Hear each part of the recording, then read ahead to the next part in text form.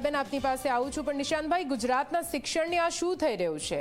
દેશનું ભવિષ્ય, ગુજરાતનું ભવિષ્ય કહેવાતા બાળકો સુધી જો શિક્ષણ રૂપી એ લાભ નહીં પહોંચે તો પછી ગુજરાતનું ભવિષ્ય આપણે કેવી રીતે જોઈ શકીએ?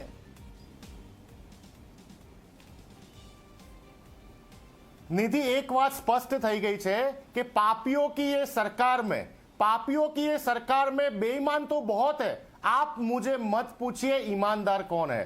આજે ગુજરાતની શિક્ષણની પરિસ્થિતિ એવી થઈ ગઈ છે કે ભણશે ગુજરાત તો પૂછશે ગુજરાત, અને આ ભારતીય જનતા પાર્ટીની સરકારને કોઈ બાળક ભણે, કોઈ ગરીબ વંચિત શોષિતનું બાળક ભણીને મોટું થાય અને સરકારને સવાલ કરે એવી ઈચ્છા નથી ધરાવતા। તમે જો કે દેશમાં એક તરફ વોટ ચોરીના માધ્યમ દ્વારા સરકારો બનાવી દેવામાં આવે છે ભારતીય જનતા પાર્ટી તરફથી, અને ગુજરાતમાં તમે જો કે શિક્ષણની આ કથળી ગયેલી હાલતના કારણે વંચિતો, ગરીબ બાળકો અભણ રહે એની માટે આ શિક્ષણ ચોરી થઈ રહી છે। આ શિક્ષણ ચોરી બહુ ભયાનક છે। નિધિ, તમે જો કે ભારત દેશનો એવરેજ ડ્રોપ આઉટ રેશિયો 12.4% છે, અને ગુજરાતમાં બાળકોનો average drop out ratio national ratio કરતા પણ આગળ 5% વધીને 17.6% છે। ગુજરાતમાં આજે તમે જો કે એવી હાલત છે કે ક્યાં તો સરકારી શાળા નથી હોતી, ગ્રાઉન્ડમાં વિદ્યાર્થીઓને ભણાવવામાં આવે છે, ઝી 24 કલાકના કેમેરાએ બતાવેલું છે। કદાચ જો સરકારી શાળાનું બિલ્ડિંગ હોય તો વર્ગો નથી હોતા, વર્ગો હોય તો જર્જરિત હાલતમાં હોય છે,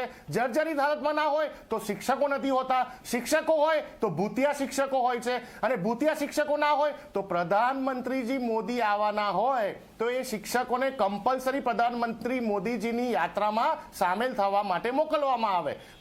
પ્રવેશોત્સવના નામે લાખો કરોડો રૂપિયા ફૂકી મારવામાં આવતા હોય છે, તેમ છતાં ગુજરાતના શિક્ષણની આવી કથળી ગયેલી હાલત, તમે વિચારો કે બાળકો ક્યાં જઈને ભણશે। એક તરફ તમે જો કે 2023માં માનવ સંસાધન વિકાસ મંત્રાલયના રિપોર્ટ મુજબ 6 થી 18 વર્ષના 1.43 લાખ ગુજરાતના બાળકો એવા છે કે જેમને નિધિ શાળા જ નથી જોઈ, શાળા શું છે એમને ખબર જ નથી। આ માનવ સંસાધન વિકાસ મંત્રાલયનો આંકડો હું આપી રહ્યો છું, એટલે મારા ભાજપના બેન એવું ના કે આ ઘરનો આંકડો છે। તમે જો કે આજે દિવસે દિવસે આદિવાસી બેલ્ટમાં તમે જો કે ડ્રોપ આઉટ રેશિયો કેટલો વધી રહ્યો છે। એક તરફ મધ્યાહન ભોજનના નામે બાળકોને ખાવા પીવા માટેના ધાંધિયા હોય, બીજી તરફ કુપોષણના શિકાર આપણા બાળકો હોય। ગુજરાતનું એજ્યુકેશન ક્યાં જઈ રહ્યું છે?